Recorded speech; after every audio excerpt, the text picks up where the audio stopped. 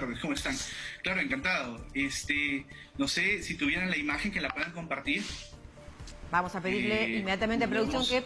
Sí, la que se refiere exactamente a la cantidad de casos positivos. Bueno, ahí tenemos la gráfica. Explíquenos, por favor. La evolución de la enfermedad. Como vemos, es importante valorar los días de enfermedad en el paciente. La prueba a utilizar depende de cuándo empiezan los síntomas en el paciente, ¿no? Es lo más objetivo, en lo cual el médico o el profesional de salud que está al frente del paciente se va a enclavar y va a contar desde el primer día de enfermedad a posterior. Entonces, nosotros tenemos una diversidad de pacientes y probablemente cuando un profesional de salud visite una familia, si esta familia tiene 7 miembros, cada miembro es un paciente diferente y probablemente cada miembro ha iniciado síntomas en un periodo diferente.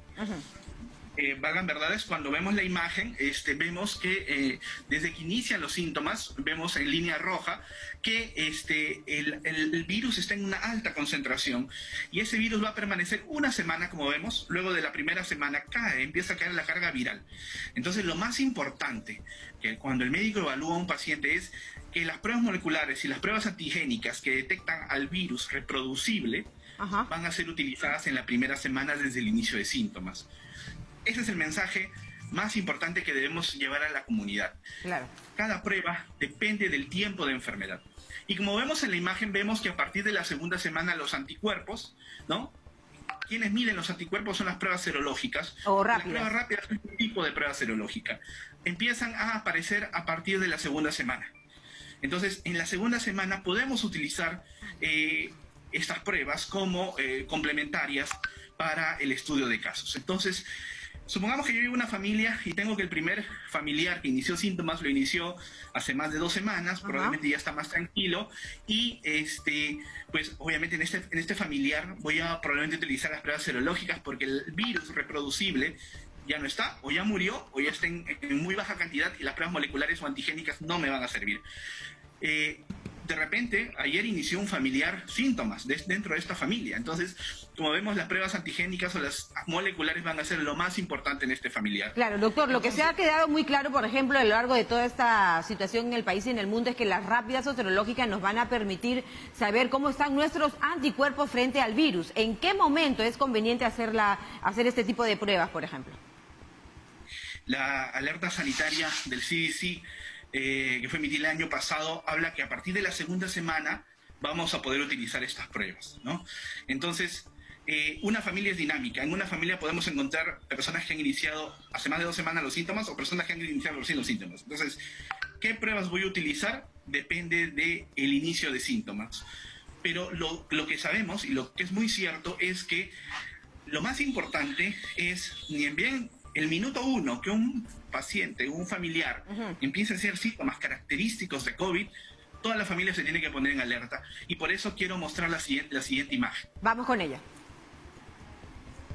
Entonces, desde el minuto 1 que un familiar dentro de una casa inicia síntomas, lo importante es reconocer 2 cosas. La primera, si es que ha tenido un contacto con una persona positiva, o en su trabajo, o en alguna otra actividad que esta persona realiza, si es que ha habido un contacto y si esta persona luego ha iniciado síntomas. Eso sería un caso sospechoso.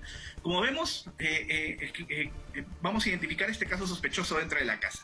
Pero si ya inicia síntomas, hay que poner en alerta a la familia. Puede ser que no reconozcamos un contacto positivo, porque pues como sabemos, el COVID puede estar en el transporte público. Entonces, pero lo importante es iniciar en el minuto 1 de síntomas. Esa familia tiene que poner en aislamiento a ese miembro, a ese integrante de la familia. Y en eso hay que ser muy severos, muy estrictos. Claro. Ahora, doctor, haciendo un poco el seguimiento que usted nos dice, si tenemos síntomas, pero aún no nos hemos hecho la prueba, aún en ese instante, tan solo con la sintomatología que ya la conocemos, tenemos que ponernos en cuarentena, no solamente nosotros, sino también la familia. ¿Qué pasa con los contactos? ¿Cómo hacer esa especie de seguimiento a las personas con las que hemos mantenido contacto en los últimos días? Les voy a explicar. Es importante poner en alerta a la familia. La familia tiene que tener funciones durante este periodo de cuarentena que vamos a iniciar. Como hemos visto en salud, los profesionales de salud que estamos en estos momentos dando la batalla somos los más jóvenes. El porqué de ello es porque tenemos menos factores de riesgo y probablemente no nos compliquemos si es que adquirimos el virus. Muy bien. Lo mismo sucede en la familia, lo mismo tiene que suceder en la familia. Los familiares más jóvenes tienen que ser los que van a asumir funciones en la casa. Y si hay una persona asintomática, pues la familia se tiene que organizar, esta persona va a aislamiento y el familiar joven que no tenga síntomas, que va a liderar a la familia en este periodo de tiempo, tiene que solicitar la atención de un médico, llamar al 113 para hacer el seguimiento de caso.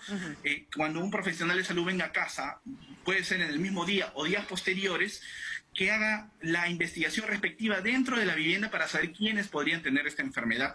Y obviamente va a iniciar con la persona asintomática.